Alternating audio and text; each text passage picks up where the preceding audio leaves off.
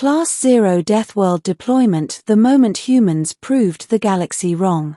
I am Commander Varix of the Othari Legion, and I will record this so the galaxy remembers. For centuries, the Council declared Class 0 planets uninhabitable. Their conditions were lethal, gravity crushing, atmospheres poisonous, predators relentless, climates unstable.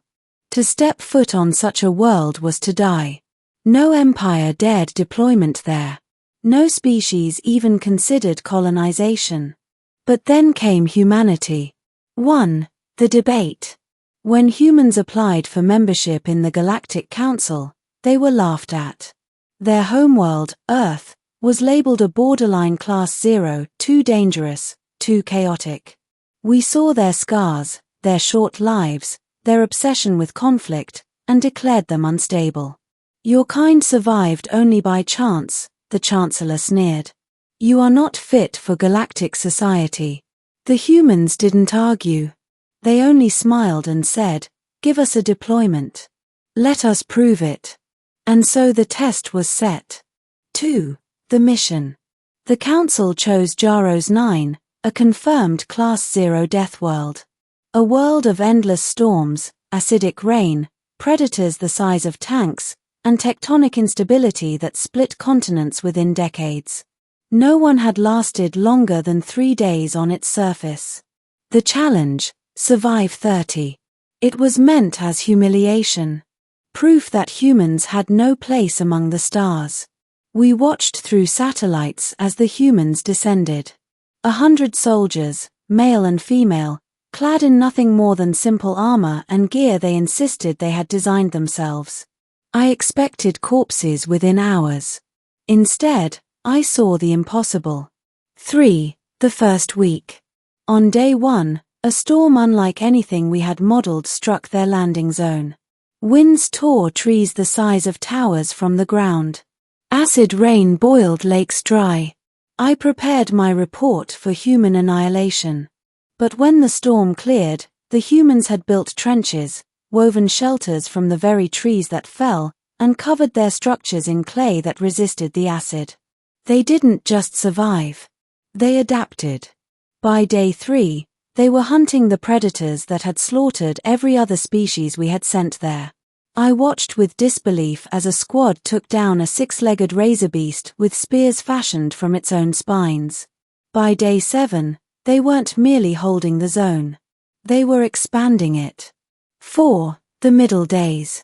Other Council species observed, whispering in disbelief. How can they endure such hunger? They fight storms as if they were games. They laugh while bleeding. It was true. The humans laughed often. In footage of battles against beasts, in nights where fire barely kept the darkness at bay, their voices rang out in song and jokes. I asked one of their commanders later, why laugh at such times? He answered simply, because if we don't, the fear wins. And humans don't let fear win. By day 15, they had carved rivers into channels, redirecting floods to create fertile ground. They planted alien seeds scavenged from the wreckage of the ecosystem. They weren't surviving. They were building. 5. The last week. When tectonic shifts tore the land apart on day 23, I thought surely they would fall. Chasms opened. Entire forests sank. But humans lashed ropes, built bridges, leapt across gaps no sane being would attempt. They lost 3 soldiers to the collapse. I thought this would break them. Instead, the next day, they carved those soldiers' names into stone and sang louder. I could not understand. Loss was supposed to weaken. Yet humanity grew stronger with each death. By day 28, they had cleared a region 10 kilometers wide, fortified it with walls of stone, and domesticated smaller predators into working animals.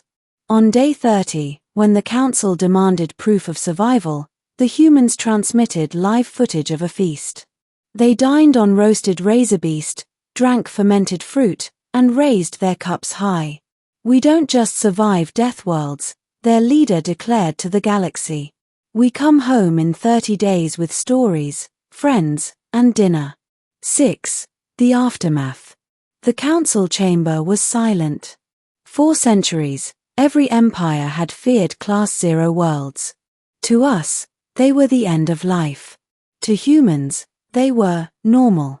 That day, we realized Earth had not barely birthed a species. It had forged predators that thrived where none else could. And those predators now stood among us, smiling, as if daring us to challenge them again. 7. Epilogue. The galaxy once declared Class 0 worlds forbidden. Now, when such a world is found, only humans are called to settle it. We Othari record history carefully. And so I write this final line for those who may one day forget. The galaxy thought humans fragile. The galaxy thought humans reckless. But on Jaros 9, we all learned the truth.